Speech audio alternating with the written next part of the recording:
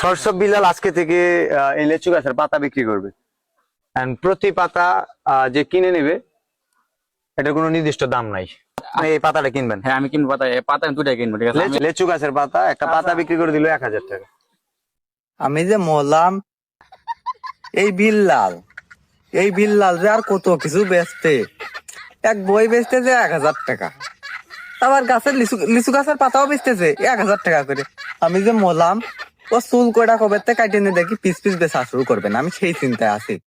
আর ওর কথা জানতাম, আমি ওই যে কিনতেছে ওই হুজুরের কথাই কই। ও ও কি করতে কিনতেছে ওই লিচু গাছের পাতা 1000 টাকা দিয়ে। আমি যে মলাম লিচু গাছের পাতা বাইটে খাবে নাকি, ও বাইটে খালি ভাইরাল হবে নাকি, আমি বুঝলাম না। হুজুর মানুষ ভাইরাল হতে চায় নাকি? আমি বিল্লালের দোষ কি দেব? ওই যে ওই শালাই তো কিনতেছে, ওই হুজুর 1000 টাকা করে কিনতেছে। ও কি করতে কিনলো ওই পাতাটা 1000 টাকা দিয়ে, কি করতে কিনলো কও দিনই আমার কাছে কেউ?